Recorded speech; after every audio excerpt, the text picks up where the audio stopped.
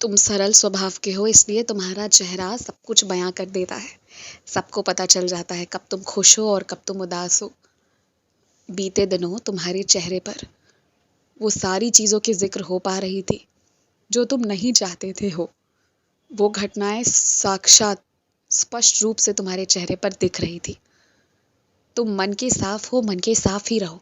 लेकिन फिर भी मैं तुमसे ये कहूँगा कि तुम्हारे जीवन के किसी एक क्षेत्र की घटना से अन्य क्षेत्रों पर उसका असर मत पड़ने दो। तुम्हारे एक साथ कई रिश्ते हैं। एक रिश्ता मेरे साथ है गुरु शिष्य का। दफ्तर में जाते हो तो वहाँ काम करने का, ठीक उसी तरह दुकान जाते हो तो ग्राहक होने का। उस तरह से कई सारे रिश्तों को तुम निभा रहे हो और मैं तो शाबाशी देता हूँ कि बहुत अच्छे से तुम इन रिश्तों को निभा रहे हो। मित्रता हो या कुछ भी हो, तुम्हारे तरफ से कोई कमी नहीं है। अब केवल एक ही कार्य तुम्हें करना है कि इन सबको आपस में मिलने नहीं देना है। ये भी एक कला है और इसे भी सीख लो। जितनी जल्दी सीख लोगे ना उतना अच्छा रहेगा। और तुम्हारा मन जो इस कदर परेशान हो गया है कि जिसे हर कुछ से अलगाव महसूस हो रहा है, अपने मन को कहो कि वो निडर हो जाए। अब डरे नहीं किसी चीज़ से। और साथ ही साथ थोड़ा थोड़ा श्रीमद् भागवत गीता का पाठ करो। उसे अर्जुन की दृष्टि से पढ़ो। जब अर्जुन लाचार हो गया था तो श्री कृष्ण ने उसे जो सलाह देना, ठीक अपने आप को उसी परिस्थिति में सोचो कि तुम लाचार हो चुके हो और उसके बाद श्री कृष्ण से मदद मांगो। इस तरह जब तुम श्रीमद् भागवत गीता का पाठ आराम से करोगे ना, उस ग्रंथ को खत्म करने के लिए, जल्दी पढ़ लेने के लिए नहीं, बल्कि इत्मीनान से, आराम से, तब देखना चमत्कार होगा, कृपा होगी। और आज गुरुवार का दिन सबसे उत्तम दिन है कि तुम श्रीमद् भागवत गीता का पाठ शुरू करो। तुम्हारे इस सफ़र को आगे बहुत उज्जवल बनाऊंगा मैं। मेरे आशीर्वाद से तुम कम से कम समय में इसे अध्ययन करके बहुत कुछ सीख पाओगे।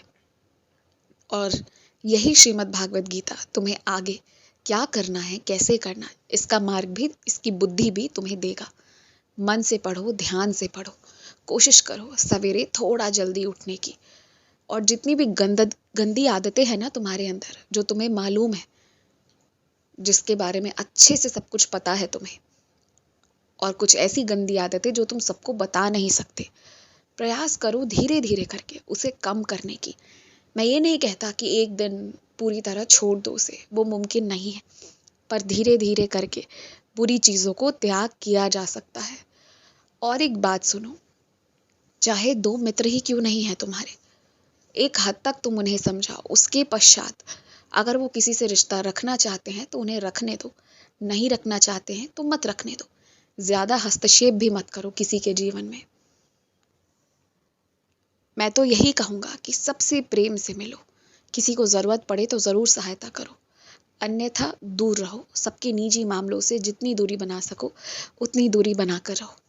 सुबह सवेरे जब तुम घर से बाहर निकलते हो, जितने भी लोग तुम्हें आसपास मिलते हैं ना, आज से पहले तक तो नहीं पता, पर अब एक अच्छी आदत डालो कि सबको नमस्कार या सुप्रभात इस तरह से कुछ ना कुछ बोलकर, चेहरे पर हल्की सी मुस्कान के साथ उन्हें भी आभार व्यक्त करते हुए आगे बढ़ो। ये एक बहुत अच्छी आदत है। यदि तुम इस आदत को डाल लेते हो ना, तो देखना हर दिन सबसे थोड़ा थोड़ा थोड़ा थोड़ा जो आशीर्वाद तुम्हें मिलेगा ना, वो आशीर्वाद इतनी ज़्यादा एक दिन बढ़ जाएगी ना कि वो आशीर्वाद तुम्हारे जीवन में साक्षात रूप से तुम्हें दिखने लगेगी। इसलिए प्रतिदिन सबको थोड़ा थोड़ा सुप्रभात या प्रेम से नमस्कार ज़रूर करो, प्रेम से करो।